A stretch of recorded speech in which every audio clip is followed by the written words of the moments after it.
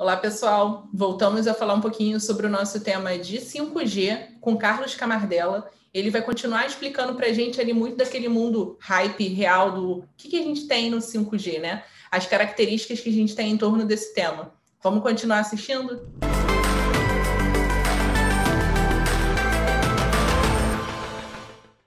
Quando a gente olha para o 5G, a eficiência espectral do 5G ela é maior um pouco, em torno de 20%, quando a gente considera poucos usuários na célula, né? Mas ela tem um aumento de 80% se a gente considerar a rede muito adensada, pelo uso de tecnologias como Massive MIMO com beamforming. Então, sob o ponto de vista de eficiência espectral, a gente não consegue atingir aqueles 30 bits por segundo por hertz, né? O máximo da tecnologia são 24, que é muito boa eficiência, né? Mas a gente tem um ganho significativo com a rede estando muito adensada. Outra coisa também, com relação à velocidade, né? Que se diz que a gente consegue ter uma boa conexão 5G a 500 km por hora. Tem uma coisa chamada tempo de coerência, que é dependente do espalhamento por efeito Doppler. O tempo de coerência do canal de rádio é o que vai dizer quanto tempo um terminal consegue acessar o teu canal de rádio. E esse tempo de coerência, ele tem que ser maior, né, do que o tempo de transmissão do teu frame rádio. Então, assim, eu tenho as transmissões de rádio contínuas, né, e o tempo de coerência do canal tem que ser maior do que o tempo que eu demoro para transmitir um frame rádio inteiro. Senão, eu vou ter perda de transmissão. Então, o 4G, ele foi projetado para ter um tempo de coerência maior do que o frame rádio, até cerca de 2.600 MHz a 40 km por hora. Então, se eu estiver andando a 40 km por hora numa faixa de 2,6 GB, eu não vou ter nenhuma perda, não vou ter erro de transmissão. Então, eu consigo transmitir tudo. Quanto mais rápido eu estiver, né, pior vai ser a minha qualidade de canal. Então, eu vou reduzindo o meu tempo de transmissão. O terminal começa a ter que fazer retransmissões, né? Tem um sistema de correção de erro no 4G que me permite chegar a mais ou menos 400 km por hora com 10% da capacidade que eu teria a 40 km por hora. Com o 5G, se a gente olhar a faixa de 3,5 GHz, o meu tempo de coerência só me permitiria chegar até 28 km por hora sem eu perder nada, né? Sem eu ter erros de transmissão. Agora, quando a gente aplica as técnicas de Massive MIMO e beamforming, eu consigo chegar a 60 km por hora sem ter erros, o que me permite chegar a 600 km por hora com 10% da minha capacidade de transmissão. Então, efetivamente, eu consigo chegar a 500 km por hora com o 5G na faixa de 3,5 GHz, mas eu vou ter menos de 10%, né, da minha capacidade, que se eu tivesse uma velocidade até 28, 30, 40 km por hora. Mas realmente a gente consegue, mas com capacidade baixa. Eu não vou conseguir chegar a gigabits, eu vou chegar a 100 megabits, 100 e poucos megabits. Então. Quando a gente olha para millimeter waves, né, aquele problema é uma frequência muito alta, sinais muito diretivos. A 40 km por hora, eu já tenho uma perda em torno de 60% a 90% da capacidade. E se eu tiver técnicas de Massive MIMO beamforming, eu consigo chegar até 60%, até 60 km por hora, né, com uma perda em torno de 60% a 90% da capacidade. Seria 90% se eu não tivesse nenhum protocolo de correção de erros. A gente tem o Hybrid Arc, né?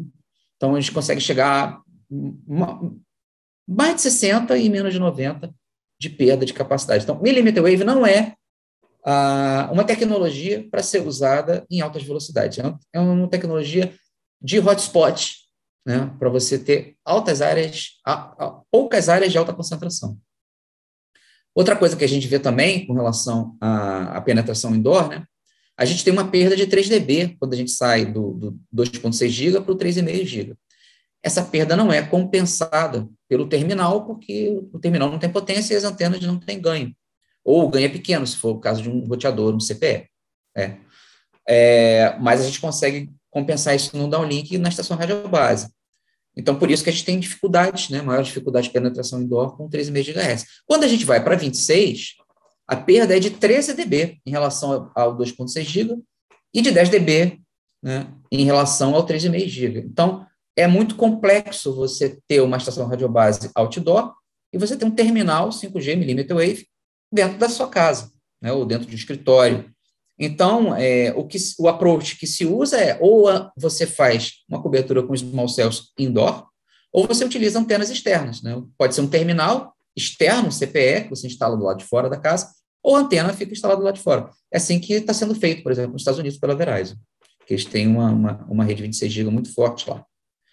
Outra coisa também que gera problema com as ondas milimétricas é chuva e árvore, né? Copas das árvores também geram uma atenuação muito grande. Então, você tem que saber exatamente o que você quer cobrir quando você faz um deployment de 26 GHz.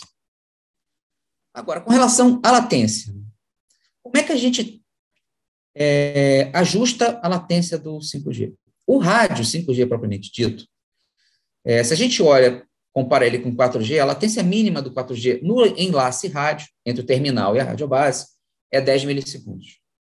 Com o 5G na faixa de 3,5 GHz, essa latência cai para 2,5 milissegundos. E quando eu estou trabalhando com millimeter waves, né, 26 GB, essa latência cai para menos de 1 milissegundo, cai para 0,625 milissegundos. Mas qual o problema? O problema é que eu não tenho só o rádio. Eu tenho uma transmissão que sai da minha estação radiobase, vai até algum ponto onde eu extraio o tráfego, e eu vou entregar esse tráfego a uma plataforma que vai tratar esse tráfego. Então, se a gente está falando de internet, tem um servidor em algum lugar no mundo que está atendendo a sua chamada, né? Que você está navegando e está chegando naquele site. Então, se a gente pensa em baixa latência, não é só reduzir a latência do rádio. A média da latência das redes hoje, 4G, né? A Claro é campeã de baixa latência, coisa de 30 a 35 milissegundos. Então, 10 milissegundos é a contribuição do rádio. Então, tem 25 ainda, né, que é a contribuição da transmissão. Então, se eu quero baixar essa latência para ficar uma latência extremamente baixa, eu tenho que mudar a minha arquitetura de rede. E aí vem a ideia do network slicing e da distribuição de data centers. O 5G é uma tecnologia totalmente virtualizada. Eu não tenho appliances, eu não tenho caixas que fazem as funções de rede. Esse UPF, que é o User Plane Function, ele é um grande roteador de saída da rede. Então, se eu quero ter uma latência muito baixa, eu não posso extrair o meu tráfego, coletado aqui, por exemplo, no meu bairro, e entregar num data center nacional. Digamos que eu esteja aqui em Brasília e o data center nacional seja em São Paulo, né? Porque eu não vou ter baixa latência nessa distância toda. Então, a gente distribui, né, os data centers, onde eu vou ter que a gente chama de local breakout, que é a extração de tráfego, mais próximo do cliente, enquanto eu precise dar determinada latência para a aplicação. Então, a gente ajusta, né, aonde é extraído o tráfego de acordo com onde a gente entrega. Então, no limite, né, eu posso ter uma cobertura do 5G numa fábrica, né, e eu tenho um UPF, um servidor da rede móvel, dentro da própria fábrica, para ter uma latência de 1 milissegundo. 1,5 milissegundo, no máximo 2 milissegundos. Agora, se eu posso ter latências maiores de 5 milissegundos, por exemplo, eu posso estar a 100 km de distância, 200 km de distância, que não vai ter problema, né?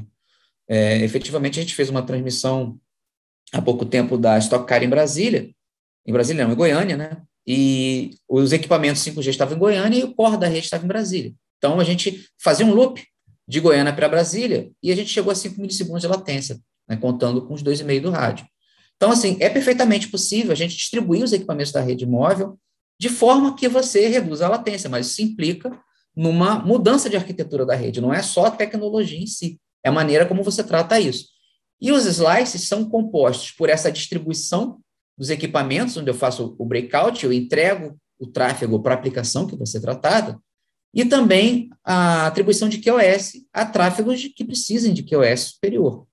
Então, na verdade, o Network Slicing ele trata do QoS na interface aérea, onde eu priorizo os tráfegos que são mais críticos, né? Então, preciso dar uma prioridade aqui no caso de a rede, por acaso, estiver com excesso de tráfego. Então, ele tem que passar na frente dos outros e eu garantir uma determinada latência aqui. Eu tenho que ter o QoS na transmissão, de forma que eu possa priorizar também esse tráfego até o local onde eu vou fazer o breakout, a entrega desse tráfego na rede, né, no servidor que vai fazer o tratamento desse tráfego. Então, é assim que a gente trabalha, né, com baixa latência na rede, com os network slices. E a tendência é que isso se torne cada vez mais dinâmico e automatizado. Várias informações reais sobre o que a gente tem no 5G, né? Mas ainda não acabou, não. A gente continua a falar um pouquinho mais sobre o 5G e o que ele pode habilitar para o nosso mundo de conectados no próximo vídeo. Não perca!